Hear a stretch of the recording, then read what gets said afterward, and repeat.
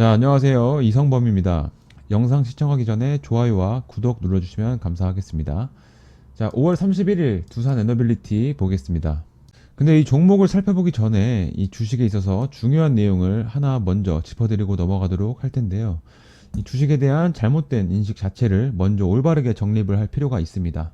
이 주식이라는 게 어떤 종목이든지 매수 근거를 들어서 시나리오를 세울 수는 있지만 이 정답은 아무도 알지 못합니다.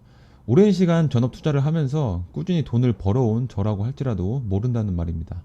제가 이 얘기를 드리는 이유는 간혹 이제 특별한 기법이나 혹은 뭐 필승 매매법 이런 게 존재한다고 믿는 분들이 계시는데 그런 건 이 세상에 없다는 걸 말씀을 드리는 거고, 혹시나 주변에 그런 게 있다고 말하는 사람이 있다면 믿고 걸으시는 게 좋습니다. 사기꾼입니다.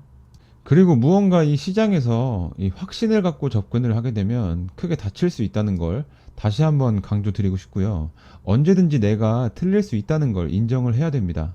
그래서 이 주식은 다양한 근거를 바탕으로 이제 상대적으로 높은 확률의 베팅을 하는 것이, 정답을 찾아서 베팅을 하는 것이 아닙니다.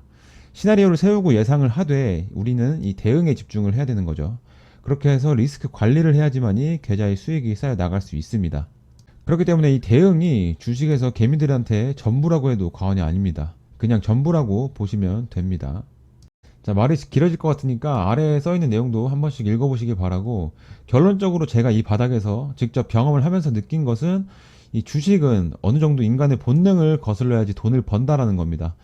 이 수익에 비해서 손실을 짧게 가져가면서 손익비가 맞는 그런 매매를 하셔야겠죠. 이제 초보자 분들한테 당연히 쉽지는 않겠지만 제가 영상을 통해서 그걸 도와드릴 거고요. 자, 말이 길었는데 이쯤 설명드렸으면 제가 하고자 하는 말이 무슨 뜻인지 이해하셨을 거라고 생각을 하겠습니다. 그럼 이제 차트 볼 텐데요. 본격적으로 차트 보시기에 앞서 영상에서 미처 다루지 못한 그런 심화적인 내용들이나 지표 설정, 혹은 또 추가적으로 궁금한 부분들은 저희 구독자분들 커뮤니티가 따로 있으니까 입장하셔서 편하게 물어보시면 되시고요. 들어오시는 방법은 이 보고 계시는 유튜브 영상 하단에 이 더보기를 클릭하시면 링크가 보이실 건데, 제가 추가적으로 이 고정 댓글에도 똑같이 링크를 달아둘 예정입니다. 이렇게 클릭을 하시면 간단하게 입장이 가능하신데요. 이 유튜브 채널에도 도움이 될까 싶어서 이 카카오톡도 제가 추가적으로 같이 운영하게 됐는데, 구독자분들도 도움이 많이 된다고 하셔서 좀 더 열심히 운영하려고 노력 중입니다. 무료로 운영하고 있는 만큼 이 비상식적인 행동만 안 해주시면 감사하겠습니다. 장 전에는 뉴스나 시황도 같이 올려드리고, 장중에는 매일 이슈나 종목에 대한 그런 브리핑도 같이 올려드리고 있으니까 참고하시면서 신문 읽듯 읽어보시면 많이 유용하실 겁니다. 그럼 이제 차트 보겠습니다. 오늘 원전 테마 전체적으로 약반등이 나왔는데요. 현재 시장에서 이제 주도 테마는 아니지만 이 두산 에너빌리티는 이 며칠 내내 주도주 못지않은 그런 거래 대금이 나와주고 있습니다.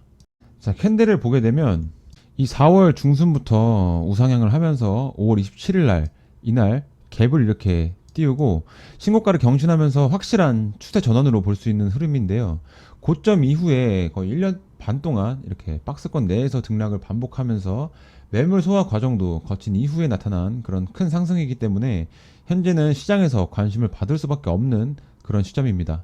당분간 강세를 꽤 오랜 기간 이어갈 걸로 이제 판단이 되는데요. 우선 현재 신호탄이 됐던 그런 미국 뉴스케일 파워의 소형 모듈 원자로라는 이 SMR 설비 수주의 규모가 상당하다는 거죠. 자, 그리고 최근에 전선 테마가 강했던 그런 이유 중에 하나가 인공지능 데이터 센터 설립 확충에 대한 그런 내용도 크게 작용을 했었는데, 지금처럼 강했던 전선 테마에서 쉬어가는 흐름이 나온다면 그 수급은 2차전지 혹은 원전 테마로 들어올 가능성이 높습니다. 그리고 실제로 지금 전선 테마가 조정 단계에 들어간 모습이죠. 자, 다만 그간 이런 차트의 흐름들이나 이 수급 동향을 미리 파악을 하고 있었다면 이런 기사로 인한 상승보다는 상승할 계획에 있던 그런 종목을 전선 테마가 조정에 들어감과 동시에 이런 기사를 동반을 하면서 신호탄을 쏘아 올린 느낌이 강하다고도 볼 수 있습니다. 현재 주가는 전저점을 기준으로 이 50%가 넘는 상승이 나왔음에도 이 기관과 외국인의 이런 수급은 지속적으로 계속 들어와주고 있는 그런 흐름 또한 이 상승 추세가 단기간에 그칠 거라고 보기에는 어렵겠습니다. 최근 두산 에너빌리티의 이 외국인과 기관의 순매수 규모가 상당합니다. 근 1년을 기준으로 봤을 때 외국인이 순매수한 금액은 8천억에 가깝고 기관은 2,300억에 가까운 상당한 규모의 순매수가 들어온 모습이죠. 그러나 이 외국인과 기관의 물량이 많다는 것은 그만큼 이 한순간에 대응하기 어려울 정도로 급격하게 눌리는 순간이 언젠가 올 수 있다라는 것은 이 리스크적인 측면에서 경계를 해야 되는 부분이기도 합니다. 자, 아직은 현재의 위치는 괜찮다고 보지만 이 고점을 높여가면 높여갈수록 보유보다는 데이 트레이딩으로 접근하는 것이 중요해질 겁니다. 그럼에도 지금 현재 위치에서 가능성의 여부만 놓고 보자면 이 정고점은 쉽게 돌파할 수 있을 그런 흐름이고, 자, 나아가서는 그 전에 이 3만원대의 고점까지도 돌파할 가능성이 높은 흐름이라고 볼 수 있습니다. 자, 영상으로만 접하실 분들에게 미리 결론을 말씀드리자면, 현재 위치는 분할 매수로 접근, 그리고 이 갭을 메우려는 움직임이 나온다면 강한 비중을 베팅해도 좋습니다. 그러나 이제 분할 매수로 접근을 했을 때 여기서 추가적인 눌림이 나오지 않고 바로 반등이 나오면서 이 정고점을 돌파를 한다면 돌파 시점에 강한 비중을 태우기도 좋은 자리입니다. 다만 그때는 이 눌림에서 잡았을 때 보다는 방망이를 더 짧게 잡는 것이 리스크 관리 측면에서는 도움이 되겠죠.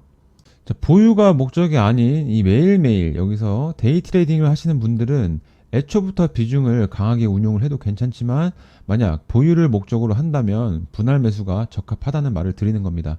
자, 첫 번째로 비중을 태울 곳이 여기가 1번이 되겠고요. 두 번째가 여기가 되는 겁니다. 제가 계속해서 이 긍정적인 내용을 말씀드리는데요. 이 재료의 크기나 그리고 원전 테마 자체의 전망도 좋을 뿐더러, 그리고 앞서 보여드렸던 이 외국인과 기관의 순매수 규모도 앞에서 설명드렸고요. 자, 추가적으로 이 5월 27일에 이 갭상승을 통한 장대 양봉은 매우 큰 의미를 가지고 있습니다. 먼저 이제 52주 신고가 돌파 장대 양봉이면서 이 박스권에 대한 돌파 장대 양봉이기도 하고요. 그러면서 이때를 기준으로 보자면 정배열 초기의 장대 양봉이기도 합니다. 그리고 이 기간 조정과 가격 조정을 거친 이후에 첫 장대 양봉이라고도 할 수가 있는데요. 그만큼 이 장대 양봉 하나는 엄청 많은 그런 큰 의미들을 내포한 상승인 겁니다. 그렇기 때문에 이 확실한 추세 전환의 신호라는 것은 어느 정도 확신을 가져도 좋은 시점이지만, 이 상승 1파가 현재 어느 정도 나왔기 때문에 조만간 이 조정 2파의 과정을 거칠 가능성도 있는 겁니다. 그래서 제가 이 눌림에서 비중 태우는 것을 강조를 드렸던 거고요. 보시는 것처럼 이 5월 27일 장대 양봉 이후에 연속적인 상승이 나오지는 않았죠. 물론 결론적으로는 이 큰 상승의 여력이 있다라는 것이지만, 현재 위치에서 바로 다음 날 이 더 눌릴지 확 띄울지는 그날의 흐름을 봐야 되는 것이기 때문에 당일 추세에 따라서 비중을 결정하는 것이 맞습니다. 자, 그런데 영상은 제가 장 마감한 이후에 찍다 보니까 이 라이브 방송이 아닌 이상 이 실시간으로 이 실시간 브리핑을 드리는 것은 어렵죠. 그래서 제가 카카오톡을 추가적으로 운영하게 된 거고요. 다만 이런 의미 있는 대량거래 장대 양봉 이후에는 쉽사리 수급이 죽지 않기 때문에 트레이딩을 한다면 매일매일 이런 분봉의 파동과 패턴에서 충분히 수익을 낼 수 있다는 걸 말씀드리고 싶고요. 자, 보유가 목적이신 분들은 제가 아까 말씀드린 것처럼 비중을 확실하게 태워야 될 그런 자리들을 기억하고 계신다면 조금이나마 투자에 도움이 되실 겁니다. 자, 오늘 두산 에너빌리티 전망에 대해서 다뤄봤는데요. 조금이라도 도움이 되셨기를 바라겠습니다. 영상을 보시면서 이해가 안 되시거나 추가적으로 궁금하신 것들은 제가 앞서 소개해드렸던 그 카톡방에서 물어보시면 되고요. 그럼 오늘 영상은 여기서 마치도록 하겠습니다.